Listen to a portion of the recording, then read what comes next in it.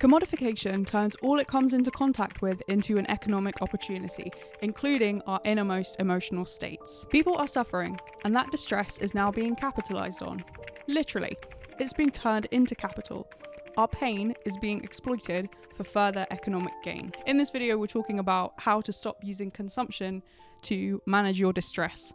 And I thought I would start with those quotes from the book Sedated by James Davis, because that book explores this issue of suffering and the simple solutions that we are presented to deal with more complex underlying problems. I did a whole video summarizing that book and its themes, so I will link that for you. I'm very proud of it. Actually, James Davies posted that video on Twitter, and I'm really glad that he saw it. But I think this is an interesting starting point if we're talking about how to stop using consumption to manage our distress, because for me, at least, it gives much needed context for why I'm always scrolling, why I am reaching for something to fix a problem. And we all know that just buying something is not going to fix anything, right? Even if you tell yourself those pair of shoes, they're going to change your life, they're like magical, unless you actually need that specific thing. You need like a new pair of walking shoes because you're going walking every day and your current ones are completely worn out and unsupportive. Unless you really need that thing and you're replacing it, chances are that whatever you buy is not going to change your life magically. You are still you. It's not going to change who you are as a person.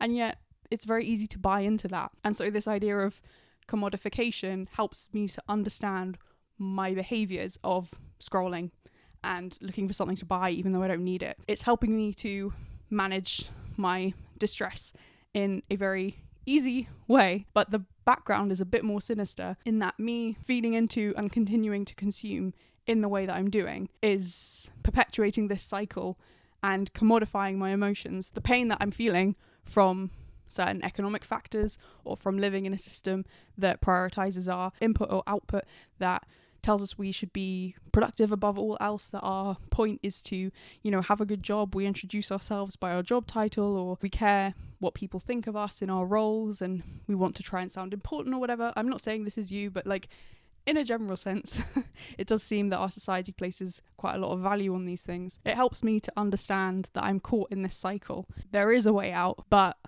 I'm not going to change the larger societal background. I can change the way I'm responding to things that are happening, but I can't change the world, I guess, which is a difficult thing for me to accept, because I do wish things were different. I would like there to be a world outside of caring about money or caring about income or caring about having to make more. Maybe that sounds really naive, but I don't care, because these things, although they're important, they don't provide meaning. If you can find meaning in your job, that's fine.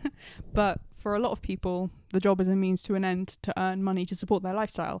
And that is helpful to think about. That's a helpful affirmation to have when you're going to work and you don't like your job. It's helpful to remind yourself, like, I'm doing this because I like the lifestyle it provides me, but it doesn't make going to a place for 8 hours, doesn't really make that any easier. It can feel quite long. So this is like the background, I guess, like the context that we live in. And then consumption is presented as a very easy option to deal with all of the uncomfortable feelings that arise from living in this system. It's certainly something that I have tried, and even though I know it doesn't work, it's easy to get sucked into this and think, no, this thing will be the answer. And it's difficult as well, because some things are, like we talked about with the walking boots example, some things are genuinely useful. So it's not like all things are bad. But I guess with me, I do struggle with all or nothing thinking. As with a lot of things, the first step is becoming aware of it, right?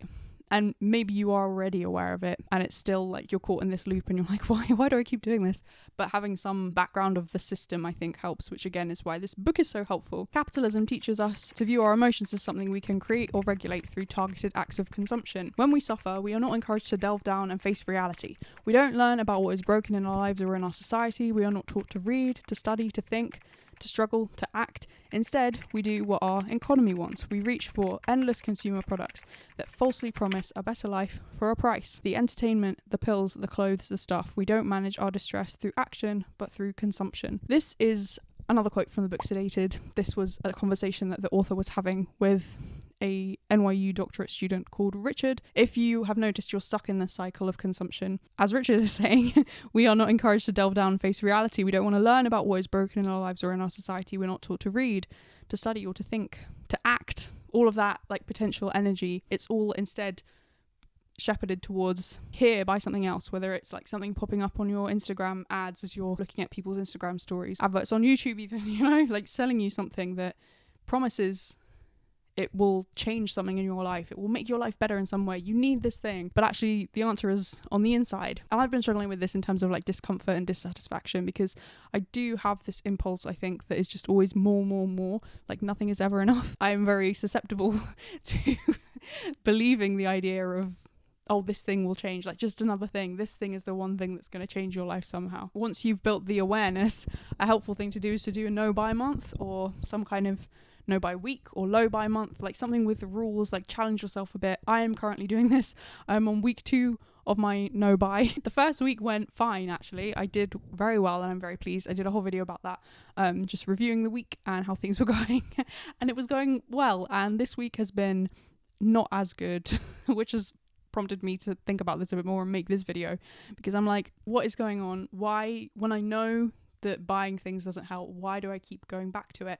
And it is because it is this simple thing that promises a solution, or it helps you to feel better temporarily. People talk about like getting a dopamine hit from like clicking buy, or like something new arriving and it's new and shiny and you've got to unwrap it. Like I've ordered some records, which one of my no buy rules was don't buy any records, because I bought quite a few in the last year, which is fine and I love them, and I have some on my wall and I've got them stored down here. Like it's something I do care about, and it is like a meaningful thing. You know, I've got records here that I bought like 12 years ago. I would never think of getting rid of them because music is really important to me, but I do not need to buy any, especially during something like a no buy month. And yet, why have I done that? It was because I was feeling really agitated yesterday, and the idea popped into my head. This is the thing, you can get so easily caught up and start scrolling if it's like a habit, or if you've noticed this impulse within yourself, and you have to like trace it back and be like, wait, where did this come from?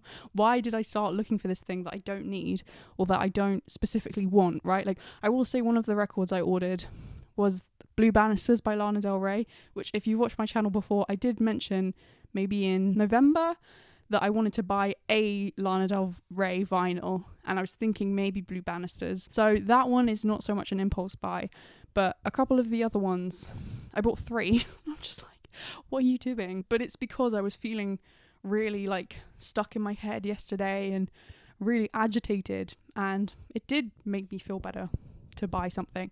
I mean, then I felt confused and ashamed, and because I'm doing my no buy challenge, I was then like, well, you've broken it now, what are you going to do? And then it's the thing of, well, I've broken the rules, so I may as well buy more things, which thankfully I didn't go down that track. But it's very easy then to fall into that and be like, oh, well, I failed at this, so there's no point in trying anymore. That kind of all or nothing thinking. Like I said, I'm very prone to that, but it's such a big thing, because how do we solve like all of the bigger problems that are causing our smaller problems when those big problems aren't really solvable? It's just like learning how to live within the system, and even if you sort out a way that is bearable for you, there are so many people out there who are not managing and are not coping well. We shouldn't be taking on all of that, but I'm like, there has to be more, you know? There's got to be more meaning than just show up for work, earn money, have a holiday once in a while. You know, it's just not really, I don't think this was intended to be the point. And I remember seeing something where someone was like, this system is very new, right? People act like this has been the way things have been done for thousands of years, and it is very, very new. And yet people are like, oh no, we can't change this. Where is your imagination? And also like read some history and think about how much technology has changed in the past like 20 years even, or 30 years. Obviously longer if you think about the Industrial Revolution. But you know, like things have changed so much. It's not set in stone. Like things are developing all the time. And I think about my granny is 97. She was born in 1927. The life that I'm living is very different to the one that she had. And like she doesn't use the internet at all. Like things are so different and moving so quickly that within the space of one person's lifetime, look at the way the world has shifted. That kind of gives me some hope, because I'm like, things can change quite drastically. And I mean, with climate change, it looks like they're going to change drastically in a very bad way, you know, over the course of someone who's, you know, born today, over the course of their lifetime. That might be really big, horrible changes. But once you've become aware of your behavior, tried to notice the pattern and do something about it through doing something like a low buy challenge, then it's finding other ways to cope. Because once you've noticed whatever triggers you, whether you're feeling agitated or feeling bored or feeling stressed or sad or lonely or whatever, you can then deal with those things in a different way. A really simple way is to journal and write about it. It sounds really obvious, or like it wouldn't be useful, but it actually does help a lot just to get things out. Or even just to write in general, like not even to write about your own life in a diary style, but just to like start making up a story, you know, or write a poem, like turn whatever you're feeling into some kind of structured prose. I think that for me is really helpful. Reading is really helpful, like escaping into another world. Going for a walk, I always find being outside is super helpful. Even if you don't have the energy to go for a walk, just like go outside, sit on your doorstep, stand outside your front door and just take some deep breaths. Fresh air helps me a lot. And when I'm out in nature, it helps me to feel very present. And like when you're going outside, like yes, you need maybe a coat or some gloves or shoes, but like you don't really need that much. You're not like looking around at the trees and being like, I need more stuff, right? Like it's a very grounding thing. And once you start like zooming into different elements, like you can see the wind going through the trees, or you're listening to different birds and counting how many different birds you can hear. You can see the way the sunlight is, or if it's really overcast, like it has been recently. You can just start like looking at all the different trees. And I don't know a lot about trees, but I can be like, yeah, that's a eucalyptus tree, or that's a yew tree, right? Like being present is, I guess, an antidote to that impulse to want to run away and want to buy something to try and cover up a feeling, because you're just in the moment and you're feeling whatever you're feeling. But especially being outside, you can be sad, and it's okay. If you go out and look at the sea, it's like, yeah, I'm sad, but that's fine. Like the world is so big and I'm so small. It's the same thing as looking at the stars, which I find really helpful, because you would think that it was like really cold and alienating and kind of harsh, and maybe it is for you. But for me, I find it really healing to look at the stars and be like, it's okay, my problems are small. There are so many other people dealing with things, and look, I'm looking at this star, and the light that I can see might be years old. Like that star might not even be there anymore. Like that star might be dying. It's just the light is taking however many years to travel to us, right? Like such big things are happening, which makes me feel like the stuff I'm dealing with is very small. And that's not to diminish what you're going through or to invalidate it, but just I find it helpful to have that wider context and to remember what's important, as opposed to buying something else or feeling like I don't have enough. Walking by a river or by the sea, it doesn't require much of you. You then feel a bit silly if you're like, oh, I'm going to buy whatever lip balm when I get back. Like if you need a lip balm, fine. That's a good thing to buy that then. Like buy the stuff you need. But if you've already got 5 lip balms, it's a bit silly of you to be buying another one. I'm saying this to myself as well, you know. Just being outside, it puts things into perspective, I guess, is what I'm trying to say. So that can be another thing to try if you would like to stop using consumption to manage your distress. And it's an ongoing thing. And if you find yourself committing to a no buy month or a low buy month like I did, and then you find yourself messing up, breaking whatever rules you made for yourself, that's okay.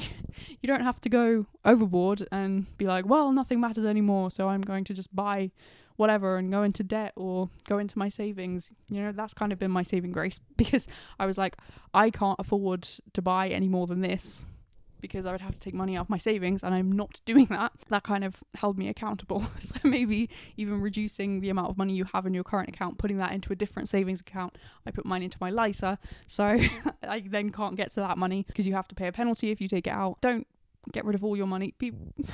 This is not financial advice, but like be responsible. For me, it has helped to have like a hard and fast rule, you know, and being like, I cannot spend more than this. Like I literally can't do it because I don't have the funds available in my account. But then there are always ways around that. So everybody is different and what will help is different. But I'm sharing the stuff that has helped me, and I really hope it can help you too, because this is such a complicated thing, and it can be something that we feel ashamed about or feel guilty about, like, oh, I spent this money, why did I buy this thing, I don't need it. But like maybe in that moment you did need it, and that's not to justify future purposes, but like you did something, you're now reflecting on it, and you're like, why did I do that, or I wish I did things differently. That's a good sign. That's like a sign that you're growing and becoming aware of things and wanting to be different. That's the first step in being different, you know, and changing your behavior. So it's difficult, but you can do it. I'm hoping this video gave you some things to think about and some good starting points if this is something that is resonating with you and you're like, yeah, I want to stop using consumption so much because I am buying things when I'm bored or sad or whatever. You're not alone, but there are things we can do. I will leave my no buy month rules video where I talked about what I was going to do, because that might give you some inspiration. I will also leave how to stop buying things you don't need, because we go through some emotional and practical tips. I will leave my video about Sedated, which I mentioned at the beginning. Please feel free to watch any of those if you would like. God bless. Thank you so much for watching, and I will see you in the next one.